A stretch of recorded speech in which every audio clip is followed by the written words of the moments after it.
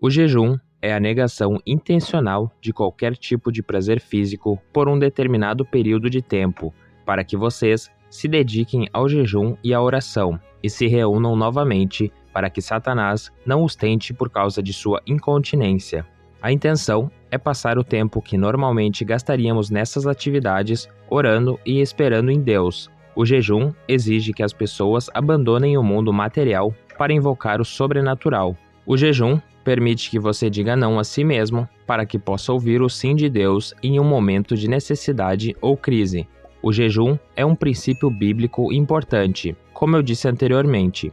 O jejum era comum na Bíblia quando as pessoas precisavam fazer um avanço espiritual. O jejum é uma boa maneira de lidar com as necessidades físicas ou emocionais, circunstâncias ou relacionamentos desafiadores, problemas ministeriais ou ocasiões em que precisamos de orientação clara.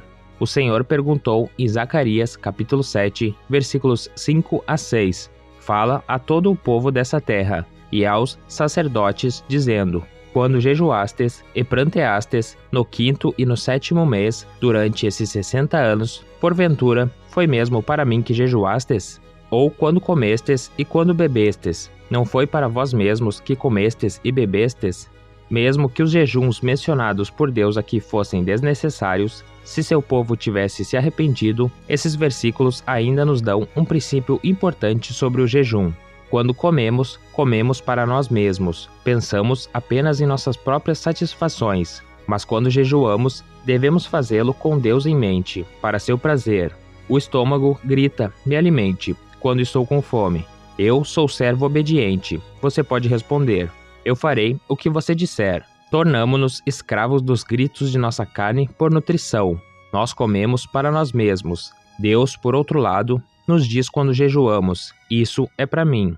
O jejum satisfará a Deus da mesma forma que a comida nos satisfaz, porque estamos dizendo a Ele: o chamado da minha alma por você é maior do que o choro do meu estômago por comida ou qualquer outra coisa. E se você já gostou da ideia desse vídeo e quer receber mais conteúdos inspiradores como esse, não deixe de se inscrever em nosso canal. Clique no botão de inscrição e ative o sininho para receber notificações de nossos novos vídeos.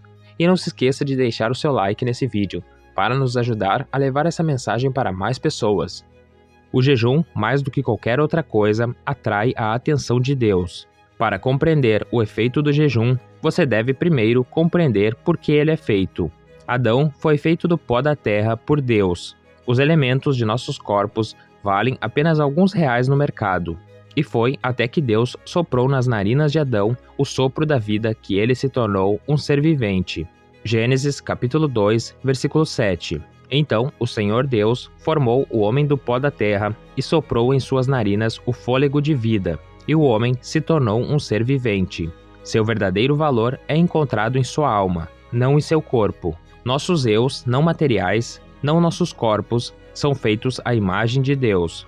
O que fazemos o tempo todo? Alimentamos nossos corpos até superalimentá-los, deixando assim nossas almas famintas. Quando jejuamos, porém, priorizamos a alma sobre o corpo. Estamos implorando a Deus para nutrir nossas almas. O jejum é baseado nessa teoria. Você é capaz de abrir mão de algo que satisfaz sua carne para investir em algo que fortaleça o seu espírito? Se estão tentando fechar um grande negócio, alguns empresários podem passar o dia inteiro sem comer. Em outras palavras, o valor do contrato supera o valor da refeição. Deus está sugerindo que o mesmo é verdade no reino divino. O jejum nos encoraja a desistir de um desejo físico para satisfazer uma necessidade espiritual mais profunda. A importância do jejum conta-se a história de um jovem lenhador que ficou muito impressionado com sua habilidade de derrubar árvores rapidamente. Ele chegou ao ponto de sentir que era capaz de competir no corte de árvores contra um lenhador mais velho, que também era conhecido por suas habilidades. Como resultado, eles começaram a cortar. O jovem se jogou nele com todas as suas forças. Ele não parou o dia inteiro, derrubando árvore após árvore. Ele percebeu que as coisas estavam melhorando para ele porque o lenhador mais velho fazia uma pausa de 15 minutos a cada hora. No entanto, o lenhador mais velho havia cortado 1/3 a mais de árvores do que o homem mais jovem no final do dia. De alguma forma, irritado e confuso, o jovem foi até o velho mestre florestal e perguntou: como você pode cortar mais árvores do que eu, fazendo intervalos de 15 minutos a cada hora. Porque, quando parei de cortar, tirei um tempo para afiar o meu machado, explicou o sábio lenhador mais velho. Essa é uma excelente metáfora para muitas vidas espirituais cristãs. Muitos de nós cortamos árvores o tempo todo e depois nos perguntamos por que elas não caem. Nós nos comparamos com aqueles que não parecem estar trabalhando tanto quanto nós, mas que parecem estar fazendo muito mais progresso espiritual. Talvez a única diferença seja que eles dedicavam tempo para afiar seus machados. O jejum é uma prática espiritual que se concentra em afiar o machado de nosso indivíduo interior para alcançar a vitória espiritual.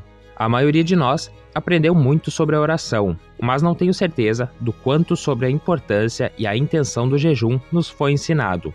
Agora, quero explicar algumas passagens da Bíblia que tenho certeza que você irá gostar. Existem 2 tipos de jejum. O jejum tem uma relação especial com o trabalho de restauração.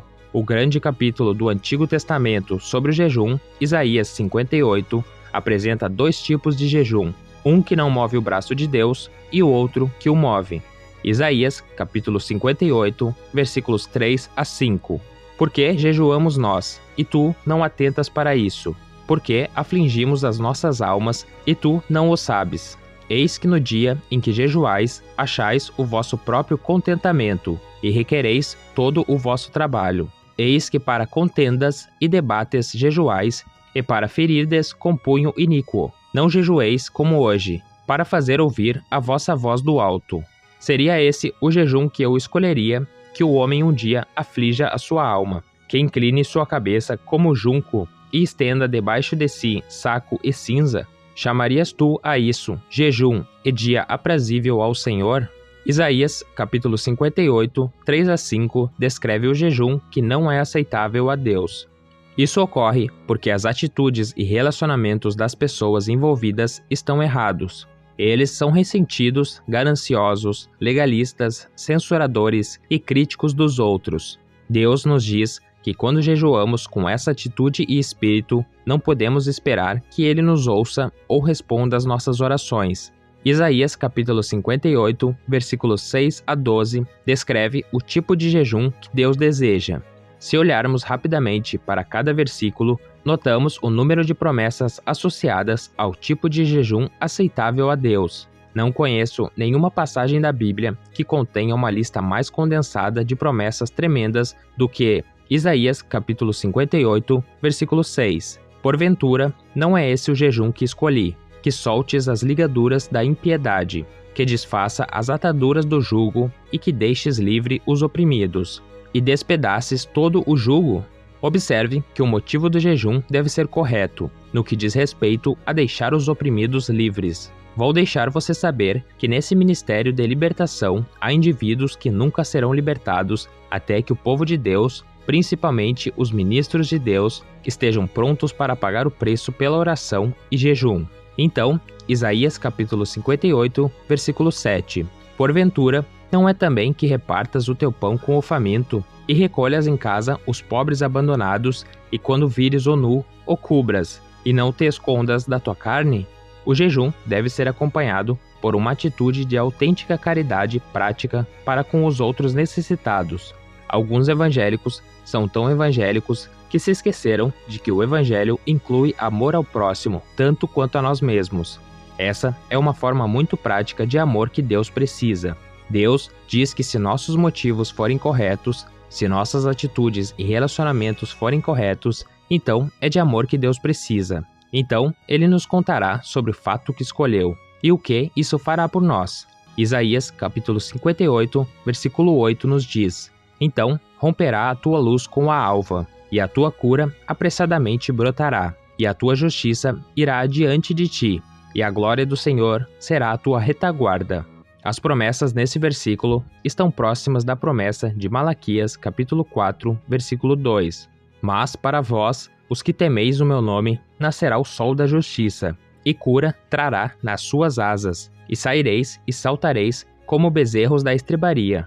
Isso se refere ao mesmo período de tempo, esses últimos dias. Para nós que tememos o nome de Deus, o Filho da Justiça agora está subindo com a cura em suas asas. A substância da promessa de Isaías, capítulo 58, versículo 8, é a luz, justiça e cura. Jesus, o Filho da Justiça, veio trazer justiça à alma e cura ao corpo. Deus promete que se começarmos a jejuar e buscá-lo de maneira certa e com os motivos certos, a luz, a justiça e a cura virão. Continuando com o versículo 9. Então clamarás, e o Senhor te responderá, gritarás, e ele dirá, eis-me aqui. Se tirares do meio de ti o jugo, o estender do dedo e o falar iniquamente. Então, na segunda metade do versículo 9, Deus nos adverte novamente que atitudes erradas podem estragar isso. Podemos resumi-los em 3 fases. Oro para que todos que assistem a esse vídeo conheçam o Senhor Jesus Cristo como seu Salvador pessoal.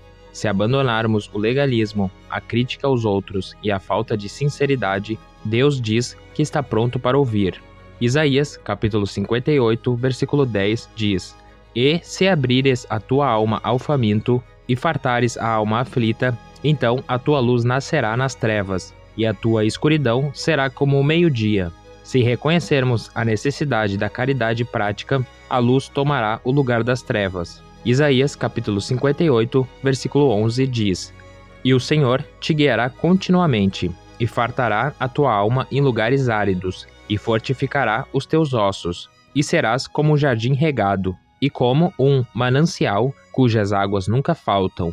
O caminho que está indicado no versículo 6 não é esse o jejum que escolhi. Quando jejuamos assim, podemos esperar orientação, direção e certeza clara e positiva da presença e orientação de Deus em todas as situações. Não importa o quão seco esteja ao seu redor, você terá uma fonte em sua alma. Em áreas atingidas pela seca, é fácil identificar aqueles que regam seus jardins e aqueles que não o fazem. A diferença é tremenda. Da mesma forma, as pessoas que atendem às condições de Deus, mesmo quando todas as outras ao seu redor estiverem secas, murchas e ressequidas, elas serão como um jardim irrigado. Que Deus te abençoe. Amém.